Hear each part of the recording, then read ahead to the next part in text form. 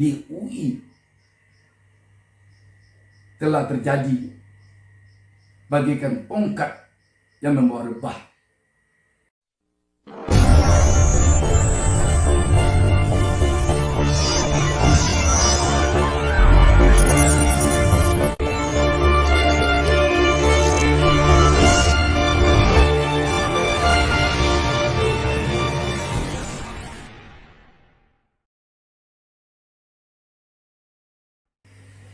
Assalamualaikum warahmatullahi wabarakatuh. Di awal pertemuan kita ini, saya Bustami Narda lagi-lagi mendoakan kepada Allah Subhanahu wa taala, Tuhan Yang Maha Esa. Semoga seluruh penonton channel YouTube Bustami Narda selalu dibimbing Allah ke jalan yang benar, selalu mendapat petunjuk untuk kebenaran, selalu memegang teguh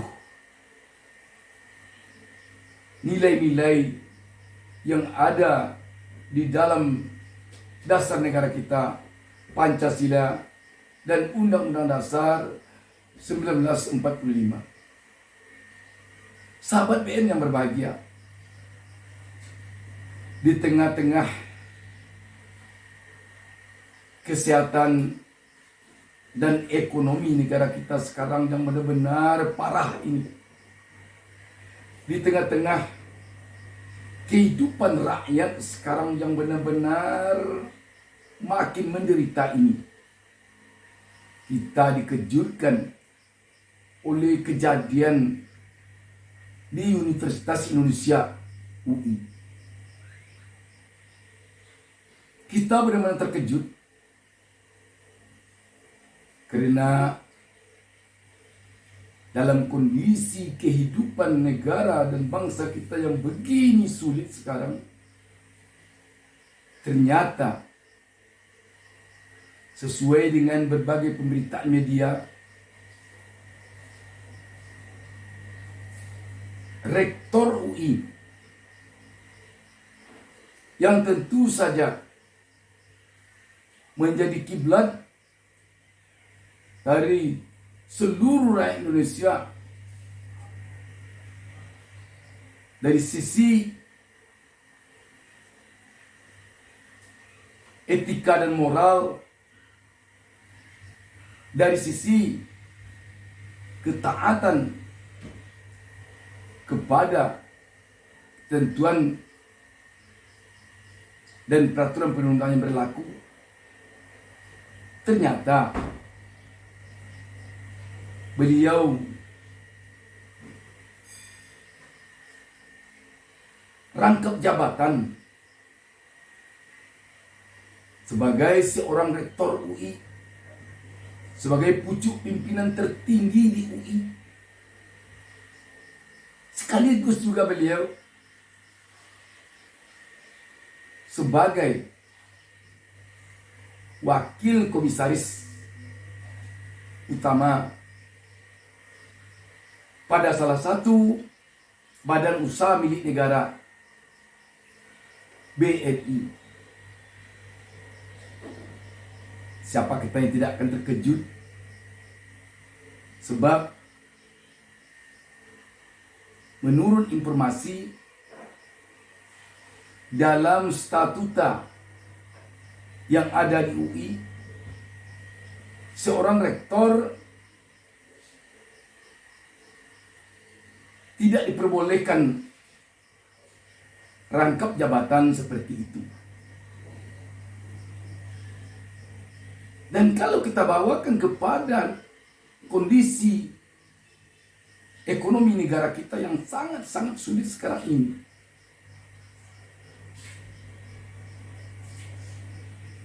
kita juga prihatin karena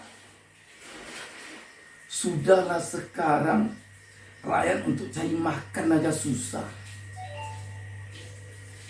Sudahlah sekarang utang kita makin menggunung. Sudah 6.000 triliun lebih. Namun seorang rektor yang telah digaji,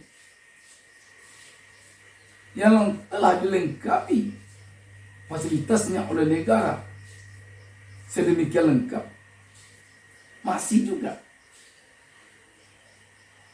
mengambil uang dari BUMN sebagai seorang wakil komisaris utama.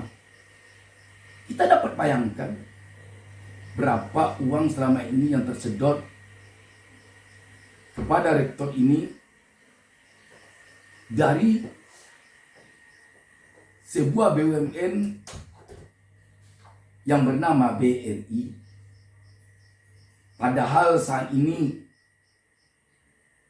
rakyat biasa, pedagang-pedagang kecil,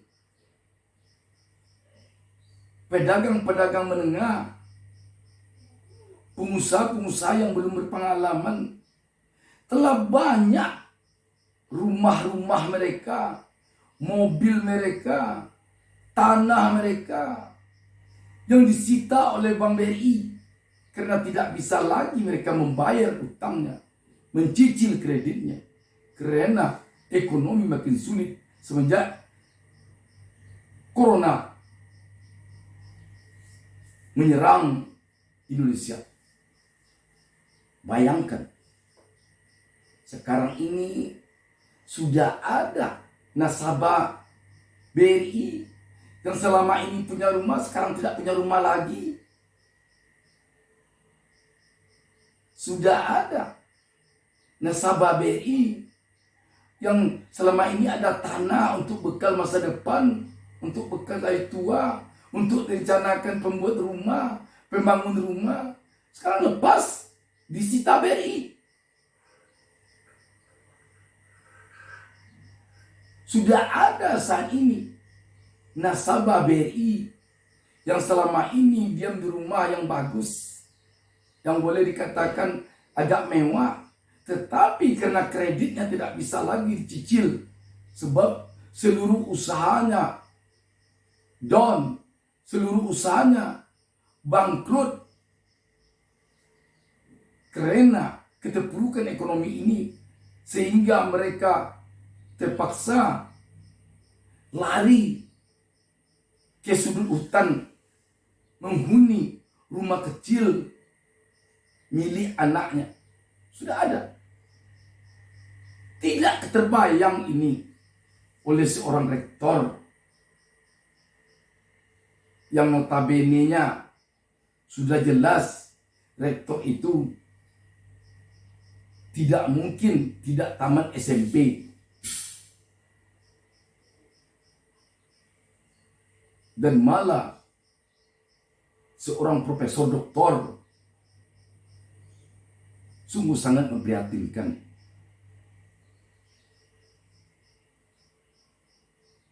Di tengah isak tangis anak-anak SD karena tidak bisa belajar disebabkan orang tuanya tak mampu lagi membeli kuota karena harus belajar online. Di tengah-tengah isak tangis ibu-ibu yang sekarang kesulitan membayar kontrak kamarnya yang kecil, dan jika tidak dibayar juga dia terpaksa pergi dari kamar kecil itu, kamar kos itu bersama anak-anaknya.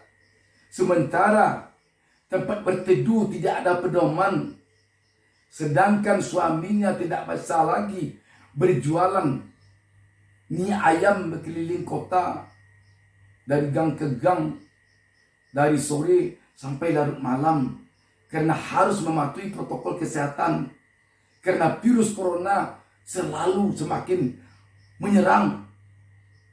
Tidakkah ingat itu? Tidakkah pernah berpikir tentang itu?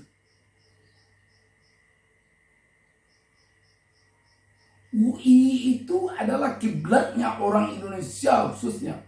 Dan mungkin Asia Tenggara. Dan bahkan mungkin Asia di dalam dunia pendidikan.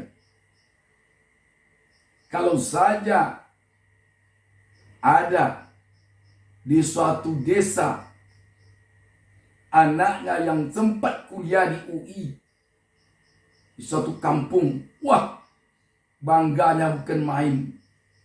Orang tua si mahasiswa itu sangat disegani di kampung itu.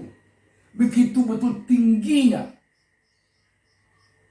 penilaian orang selama ini kepada UI. Begitu. Tetapi sekarang terkesan di UI telah terjadi bagaikan tongkat yang membawa rebah.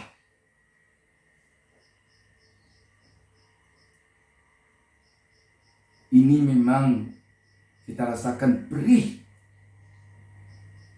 Kita yang rakyat biasa, yang hidup dari hari ke hari, tidak ada gaji yang full. Mungkin kita sebagai pemulung, mungkin kita sebagai petani kecil, mungkin kita sebagai penerima upah, angkat barang orang, mungkin juga kita sebagai pengemis. Sungguh sangat miris jika mengingat hal ini, jika melihat apa yang terjadi di UI ini sekarang. Kemana lagi masyarakat akan berpedoman? Kemana lagi rakyat akan melihat? Kalau sudah kalangan perguruan tinggi yang begini, kemana lagi?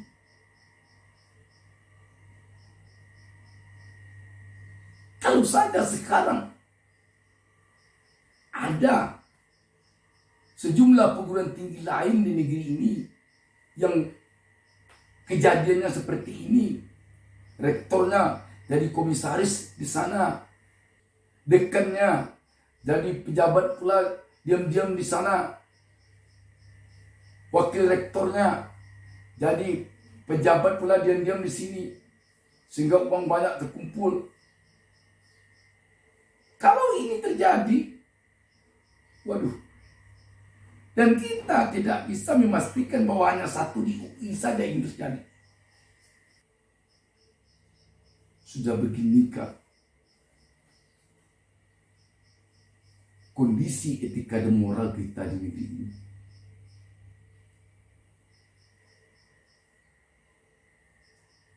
Kalaulah kita dapat membayangkan, kalaulah kita dapat merenungkan bagaimana rasa hati rakyat ketika pemerintah mengumumkan virus corona kembali merebak, protokol kesehatan kembali diperketat, warung-warung tidak boleh buka setelah lewat jam sekian, tempat-tempat makan, tempat masyarakat mencari hidup tidak boleh lagi melayani tamunya melalui tatap muka makan di tempat, tetapi hanya boleh melalui telepon, melalui pesanan. Waduh. Tidak kita membayangkan bagaimana anaknya yang sekolah sampai tidak sekolah lagi. Tidak kita dapat membayangkan anaknya yang selama ini kuliah tidak kuliah lagi, mungkin juga di UI. Ada 1-2 yang masih orang tuanya seperti itu. Sulit kita membayangkan.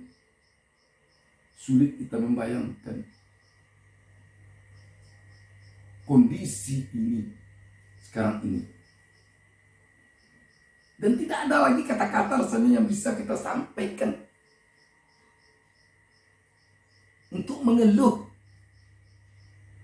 untuk meratap, untuk menangis,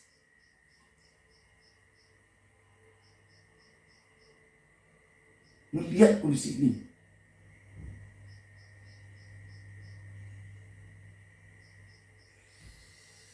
Ketika kita sulit berharap kepada politisi,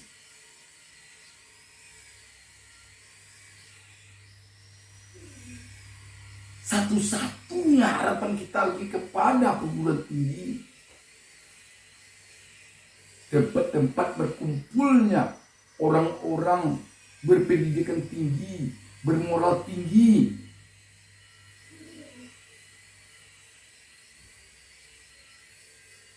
Yang terbayang dalam kepala kita selama ini sebagai orang kecil, di perguruan tinggi itu orangnya lebih memilih hidup miskin daripada hidup tidak beretika dan bermoral. Begitu. Lebih memilih hidup seadanya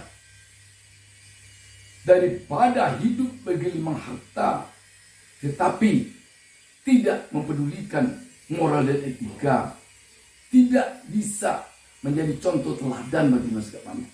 Itulah cerminan kita selama ini terhadap kalangan perguruan tinggi. Makanya orang kalau bertanya ke perguruan tinggi tidak menanyakan berapa rumahnya seorang dekan, berapa banyak mobil dan apa saja merek-merek mobilnya seorang rektor, tetapi orang akan menanyakan dekannya dulu tamatan mana, S3-nya di mana, apakah sudah profesor, rektornya dulu tamatan mana, S3-nya di mana, profesornya di bidang apa. Itu yang dipertanyakan orang, itu yang ingin dicari orang. Orang nggak tanya uangnya berapa, nggak tanya itu. Ketika dia terkesan oleh masyarakat mengumpulkan uang seperti tidak peduli dengan etika dan moral, maka masyarakat akan kecewa. Apalagi kalau telah sampai melanggar peraturan perundang-undangan yang berlaku. Memang sangat berat beban yang terpikul di pundak orang-orang di kalangan perguruan tinggi. Kita tentu berharap dan kita tentu tidak akan putus harapan berharap agar perguruan tinggi yang ada di negeri ini bisa benar-benar jadi contoh teladan bagi masyarakat banyak dari segi etika dan moral, dan sekaligus dari segi ketaatan kepada peraturan perundang-undangan yang berlaku. Orang-orang yang berada di kalangan perguruan tinggi di negeri ini bagi rakyat adalah kalau akan pergi untuk tempat bertanya, kalau akan pulang untuk berberita. Ketika kalangan perguruan tinggi tidak bisa lagi dijadikan tempat bertanya dan tempat berberita, kira-kira apa namanya lagi perguruan tinggi? Dan kita sekali lagi tentu juga berharap kepada pihak-pihak yang mendudukkan beliau ini menjadi komisaris di samping menjadi rektor. Jangan lagi tidak terjadi hal ini ke depan. Demikian juga BUMN sendiri harusnya juga dengan berani mengatakan bahwa tidak baik seperti ini.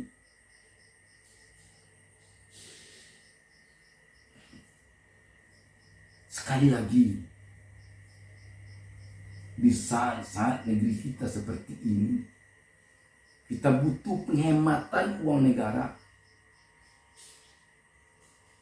Sangat butuh.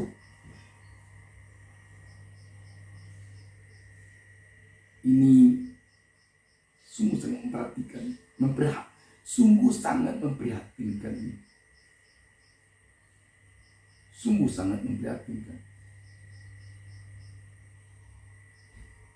Belum hilang di kepala kita dana bantuan sosial yang ditujukan untuk orang-orang, untuk rakyat yang susah, dikorup di Kementerian Sosial sendiri, melibatkan pucuk pimpinannya pula, yaitu Menteri Sosial sendiri. Sungguh sangat memprihatinkan. Lagi-lagi itu namanya tongkat juga membawa rebah. Kita sekarang hanya mungkin bisa berdoa kepada Allah Subhanahu wa taala dan memohon kepada Tuhan Yang Maha Esa. Semoga kondisi bangsa kita ini secepatnya bisa pulih. Pulih dari segi kesehatan. Pergilah lagi, hai engkau corona. Pulih dari segi ekonomi.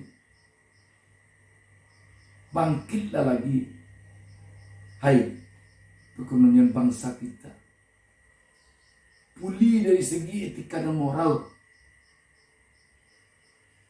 Mari kita bersama-sama berupaya untuk menjunjung tinggi etika dan moral.